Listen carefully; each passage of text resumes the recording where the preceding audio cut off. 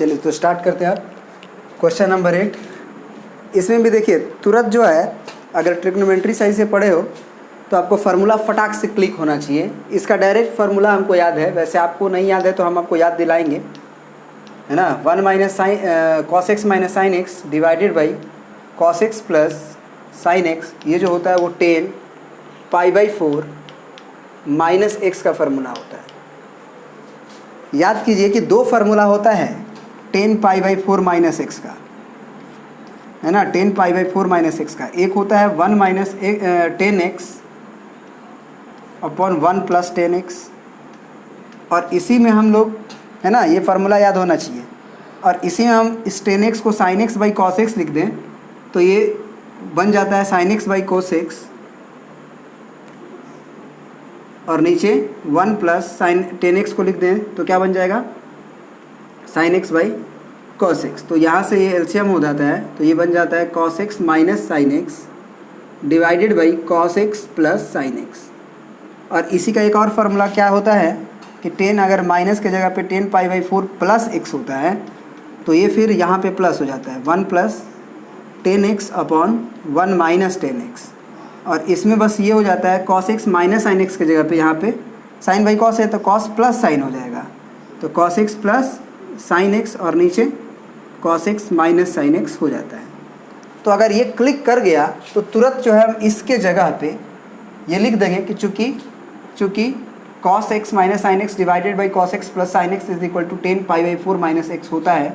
या फिर आप ये कह सकते हो कि इस स्टेप के बाद आप क्या कर लो ना कि cos x से डिवाइड कर दो। तो cos x से डिवाइड करोगे ऊपर और नीचे तो cos x minus sin x divided by cos x, है ना, divided by cos of x, और नीचे cos x plus sin x divided by cos of x।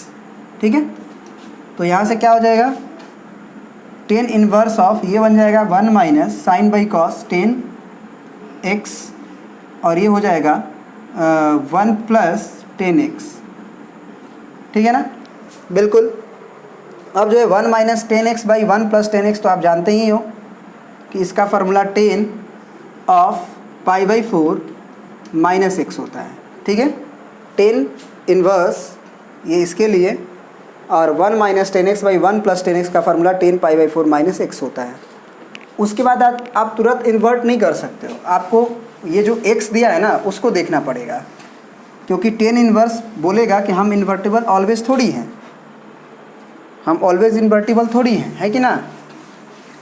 तो उसके लिए अब आपको सोचना पड़ेगा यहाँ पे कि x जो दिया हुआ है उसके अकॉर्डिंग तो लिखोगे कि चूँकि इसके बाद जो है इन्वर्ट करने के लिए, चूँकि x इज़ ग्रेटर देन 0 और लेस देन पाई, तो माइनस एक्स कहाँ से कहाँ तक होगा, तो माइनस एक्स होगा तो इधर ये पलट जाएगा माइनस पाई और लेस देन 0।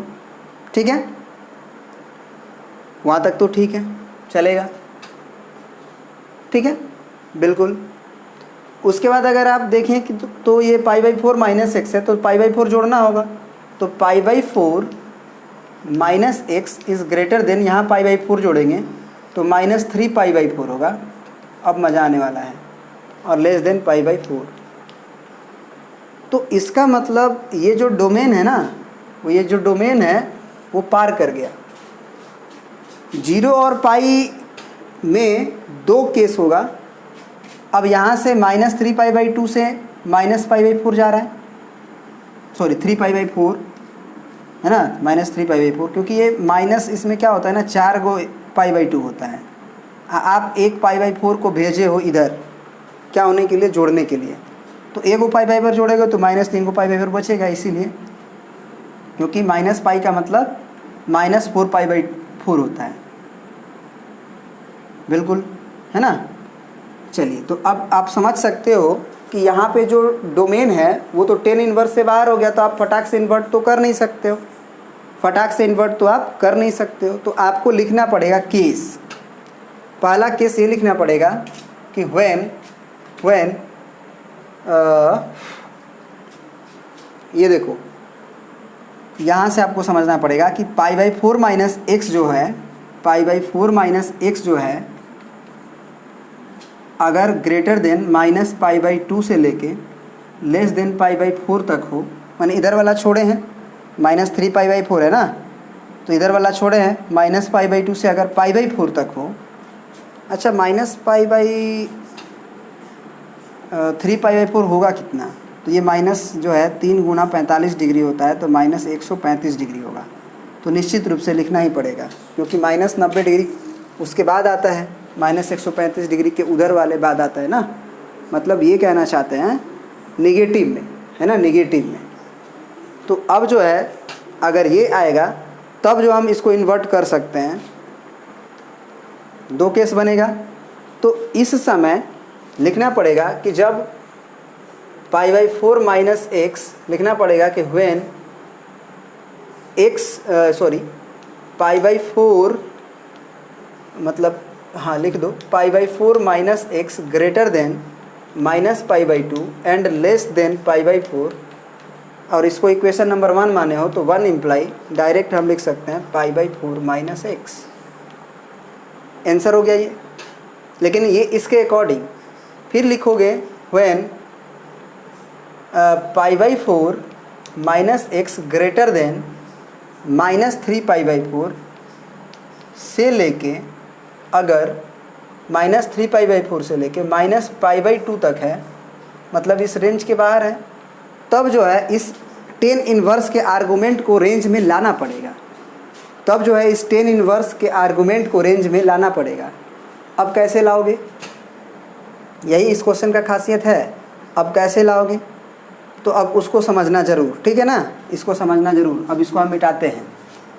आपको ग्राफ का भी यूज पड़ सकता है, लेकिन आपको हाँ चलो ग्राफ ही बना देते हैं, क्योंकि टेन इनवर्स ऑफ 10x का ग्राफ जानोगे तो तुरंत हो जाएगा, और नहीं भी जानोगे तो कोशिश कर सकते हैं बताने के लिए, कोशिश किया जा सकता है। लेकिन ग्राफ से देखो फटाक से बता हो जाएगा, है ना, ग्राफ से तुरंत हो जाता है। इसका जो होता है ना पीरियड 10 का, वो पाई होता है, तो ये ग्राफ होता है। फिर अगले में जो होता है ये ऐसे ही ग्राफ होता है, फिर यहाँ से ओपन ऐसे ही ग्राफ होता है ना, और यहाँ पे ओपन ओपन होता है। क्यों, क्योंकि ये -π/2 है और ये π/2 है। फिर अगला में, ठीक है, तो ये हो जाता है y बराबर x। ये आपको पता होना चाहिए कि ये जो ग्राफ है उसमें यहाँ जो होता है वो π/2 होता है, और यहाँ जो होता है वो पाई होता है, ठीक है। तो इसका नाम हो जाता है एक्चुअली y बराबर ये 10 इनवर्स ऑफ x का ग्राफ है ना, सॉरी 10 इनवर्स ऑफ 10x का ग्राफ है। तो ये जो ग्राफ होता है y बराबर पाई माइनस, y बराबर, तो पहले स्लोप देखो, y बराबर x है तो लिख लो x। अब सोचो कि ये जो पॉइंट है π,0 से पास कर रहा है, बताए थे ग्राफ लिखने का तरीका, π,0 से पास कर रहा है, तो x यदि पाई डालोगे तो ये 0 आना चाहिए, तो -π लिखो। फिर ये पॉइंट क्या होता है आपका -π,0, एकदम ठीक बीच में होना चाहिए। थोड़ा सा ऊपर हम ग्राफ खींच दिए हैं कुछ इस तरह से, ये -π होता है। तो इसका ग्राफ का नाम y बराबर स्लोप, तो इसका भी 1 ही है, तो -π होगा, तो ये +π, ठीक है ना। तो ये ध्यान देना है कि अगर x का वैल्यू, ये देखो -π/2 के पहले हैं, और यहाँ देखो ये -3π/2 है, तो ये जो तुम लिखे हुए हो कि x का वैल्यू यदि मतलब ये आर्गूमेंट का वैल्यू जो इस 10 के इन्वर्स के अंदर है, ये आर्गूमेंट का वैल्यू -3π/4 से -π/2 तक है, तो यही नाम होगा। तो इस समय नाम क्या है, x + π, x + π। तो यहाँ ये इसमें आर्गूमेंट x हुआ करता था, लेकिन इसमें आर्गूमेंट तो ये है ना, ये है ना। तो अब ये आर्गूमेंट यहाँ यूज होगा, x + π की जगह पे, x के जगह पे ये पूरा लिखेंगे π/4 माइनस x, ये x हुआ और +π, ठीक है ना। ये कब होगा, किसका वैल्यू है, तो 1 का इम्प्लाई है, 1 इम्प्लाई मतलब इसका, है ना, क्योंकि ये x + π है, तो ये होना चाहिए। ऐसे करने से क्या होगा ना कि ये हमारे रेंज में आएगा। रेंज का मतलब 10 इनवर्स उसे इन्वर्ट कर पाएगा, नहीं तो नहीं कर पाएंगे, ठीक है। अब x का वैल्यू आपका यही आंसर है, तो आप ये कह सकते हो कि π + π/4 आपका हो जाएगा। इसमें 4 गो π/4 होता है, तो ये 5 गो, तो 5 π/4 माइनस x। तो 2 आंसर आया। अब दोनों आंसर को लिखने का क्या तरीका होगा वो समझना, दोनों आंसर को लिखने का तरीका। इसको मिटा देते हैं, ठीक ना। ये किसका ग्राफ था पता चला, 10 इन्वर्स ऑफ 10x का। तो दो आंसर में आपका मतलब इसका जो वैल्यू आया, एक आया है आपका π/4 माइनस एक्स, इसमें x का रेंज लिखना चाहिए लेकिन ये इसका रेंज लिखे हुए हो, तो x का रेंज पे पहुंच सकते हैं। इसको क्या करना होगा कि थोड़ा सा लिखना होगा कि ये तब था जब π/4 माइनस एक्स ग्रेटर देन -π/2 था और लेस देन π/4 था। ठीक है, तो इसमें अगर x का वैल्यू निकालना है तो π/4 को इधर भेजो, तो ये हो जाएगा माइनस π/4 इधर जाएगा तो ये -3π/4 होगा। एक्चुअली घटा के देख लेना, -x और लेस देन ये π/4 उधर जाएगा तो π/2 होगा। फिर माइनस से अगर दोनों सब में गुना कर दें तो x ये इधर आ जाएगा और ये इधर चला जाएगा, इसमें माइनस लग जाएगा, इसमें भी माइनस लगेगा तो ये प्लस हो जाएगा। तो ये -π/2 से 3π/4 तक। ठीक है ना, ये कुछ गलत जैसा फील क्यों हो रहा है हमको? हाँ आएगा लिखेंगे, बिल्कुल बिल्कुल कोई दिक्कत नहीं है, क्योंकि ये 10x का डोमेन थोड़ी है कि x का वैल्यू ये नहीं हो सकता है, -π/2 से π/2 ही होना चाहिए, एक बाहर जा रहा है। ये तो आर्गूमेंट आप देखे थे ना, 10 के अंदर π/4 माइनस 6 आया था ना, इसलिए। तो यहाँ x का वैल्यू क्या होगा, ग्रेटर देन -π/2 से लेके लेस देन 3π/4 तक होगा। ठीक है, -π/2 से लेके 3π/4 तक होगा। फिर इसी का वैल्यू एक आया हुआ था हमारा क्या, 5π/4 माइनस एक्स। तो यही जो है इसी का क्वांटिटी, मतलब यही के बराबर में हम लिखेंगे कि 5π/4 माइनस एक्स। अब इसमें x लिखने के लिए इसका वाला x को देखना पड़ेगा। तो इसका वाला x क्या था, इसका वाला x क्या था, देखो इसका वाला x जो था वो कुछ ये था, है ना, ये मतलब x का वैल्यू ग्रेटर देन -3π/4 से लेके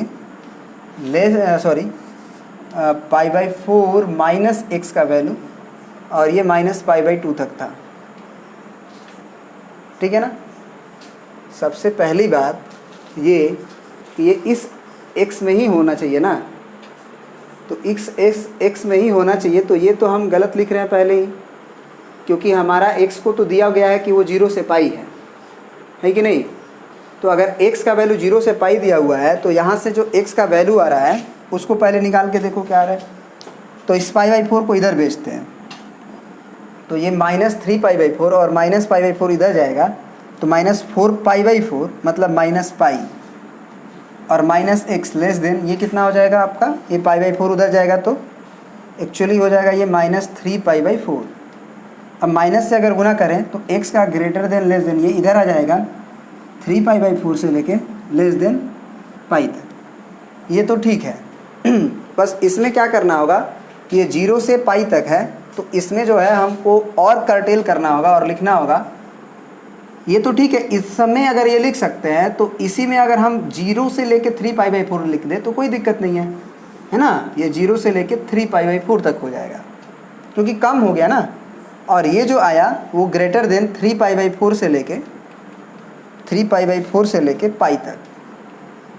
ठीक है ना। तो इसका दो आंसर आएगा, π/4 माइनस एक्स जब x का वैल्यू 0 से 3π/4 होगा, और ये वाला जब 3π/4 से पाई तक होगा, है ना। चलिए अब इक्वल टू हम किसी में होल्ड करा सकते हैं, किसी एक में इक्वल टू होल्ड करा दीजिए 3π/4 वाला, है ना। तो ठीक है, एक बार x का वैल्यू डाल के भी देख लो कि क्या ये डिफाइंड तो है ना इस x के वैल्यू पे। तो 3π/4 डालेंगे तो cos 3π/4 कितना होगा, एक्चुअली 3π/4 का मतलब होता है सेकेंड क्वाड्रेंट। सेकेंड क्वाड्रेंट में ये 1/√2 होगा, यानी कि cos जो होगा -1/√2 होगा और ये +1/√2 होगा।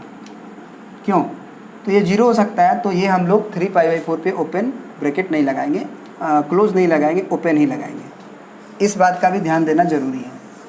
ठीक है ना। तो ये क्वेश्चन नंबर 8 का सॉल्यूशन हुआ, ये दो आंसर हुआ, ये आपका आंसर हुआ। ठीक है, अब आते हैं नेक्स्ट वीडियो पे, इसमें इतना ही।